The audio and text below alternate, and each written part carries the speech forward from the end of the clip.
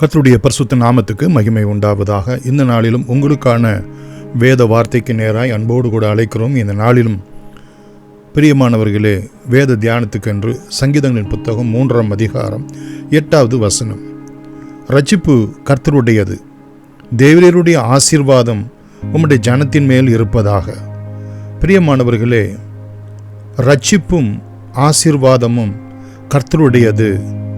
அது அவருடைய ஜனத்தின் மேல் இருப்பதாக என்று இங்கே நாம் பார்க்கிறோம். பிரியமானவர்களே, உபாகம புத்தகம் 33ஆம் அதிகாரம் 29வது வசனத்திலே பார்க்கிறோம். இஸ்ரவேலே, நீ பாக்கியவான், கர்த்தரால் ரட்சிக்கப்பட்ட ஜனமே, உனக்கு ஒப்பானவன் யார்? பிரியமானவர்களே, ஆண்டவருடைய ரட்சிப்பையும் ஆசீர்வாதத்தையும் பெற்ற ஜனங்களுக்கு ஒப்பாக ஒருவரும் இல்லை என்று இந்த வேதத்திலே நாம் பார்க்கிறோம். ஆண்டவரிடத்திலிருந்து ரட்சிப்பையும் ஆசீர்வாதத்தையும் நாம் பெற வேண்டும் என்றால் அதற்கு அவர் உடன்படிக்கை செய்திருக்கிறார். அந்த உடன்படிக்கையினுடைய ரிலேஷன்ஷிப், உறவை நாம் விசுவாசத்தினால் அடைந்தவர்களாய் காணப்பட வேண்டும். அந்த உடன்படிக்கையினுடைய உறவை நாம் சார்ந்து இருக்கிறவர்களாய் காணப்பட வேண்டும். அவருடைய உடன்படிக்கை, பிரியமானவர்களே, தன்னை தானே நம்மை ஆசீர்வதிக்கும்படியும் ரட்சிக்கும்படியும் அவர் ஒப்பு கொடுக்கிறவராய் இருக்கிறார். நாம் அந்த ஆசீர்வாதத்தை, ரட்சிப்பை பெறுவதற்கு நாம் கீழ்ப்படிய வேண்டும். கீழ்ப்படிதல் உள்ளவர்களாய் இருந்தால் இவைகளை நாம் பெற்றுக்கொள்ளலாம். பிரியமானவர்களே, ஏசாயா 45:22 பார்க்கிறோம். பூமியின் எல்லையெங்கும் உள்ளவர்களே, இந்த ரட்சிப்பும் இந்த ஆசீர்வாதமும் பூமியின் எல்லையெங்கும் உள்ளவர்களுக்கு ஆண்டவர் அழைப்பு கொடுக்கிறார். எப்படி? என்னை நோக்கி பாருங்கள், அப்பொழுது ரட்சிக்கப்படுவீர்கள். அவருடைய உடன்படிக்கைக்குள்ளாக நாம் வர வேண்டுமென்றால் விசுவாசத்தோடு கூட அவரை நோக்கி பார்க்க வேண்டும், கீழ்ப்படிய வேண்டும். தீத்து 3ஆம் அதிகாரம் 5வது வசனத்திலே பார்க்கிறோம். அவருடைய இரக்கம் நம்மை ரட்சிக்கின்றதாய் இருக்கிறது.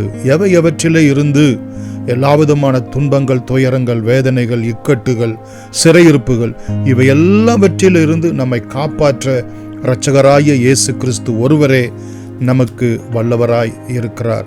பிரியமானவர்களே, அதை நாம் விசுவாசித்து நாம் ஏற்றுக்கொள்ளும் போது அது நமக்கு ஆசீர்வாதமாய் விளங்குகிறது.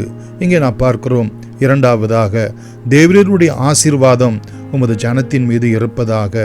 கர்த்தர் நமக்கு ஜீவனை மாத்திரமல்ல, அந்த ஜீவன் நமக்கு பரிபூரணப்படவுமே வந்தார் என்று வேதத்திலே நாம் யோவான் 10:10 நாம் பார்க்கிறோம். நமக்கு ஒரு பரிபூரண ஜீவனை, ஆசீர்வாதமுள்ள ஒரு ஜீவனை நாம் இந்த பூமியிலே அடையும்படியாகத்தான் ஆண்டவர் வந்தார்.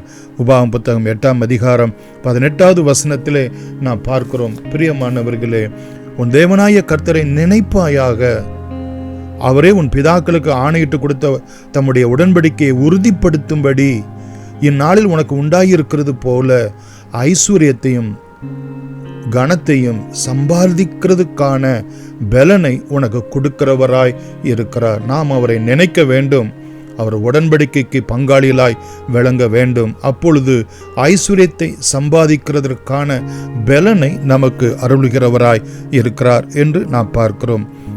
யாரையெல்லாம் கர்த்தர் ஆசீர்வதிக்கிறார்? பிரியமானவர்களே, சங்கீதம் 1:1 பார்க்கிறோம், துன்மார்க்கமாய் நடக்காதவர்கள். 32:1 பார்க்கிறோம், யாருடைய பாவங்கள் மூடப்பட்டதோ. 34:8 பார்க்கிறோம், யார் கர்த்தரை தம்முடைய அடைக்கலமாய் கொண்டிருக்கிறார்களோ. சங்கீதம் 128:1 பார்க்கிறோம், கர்த்தருக்கு பயப்படுகிறவர்களை. சங்கீதம் 94:12 பார்க்கிறோம், அவரால் கண்டித்து சிட்சித்து நடத்தப்படுகிறவர்களை.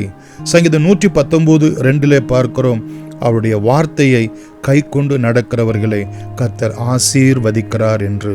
கண்களை மூடி நாம் ஜெபிக்கலாம்.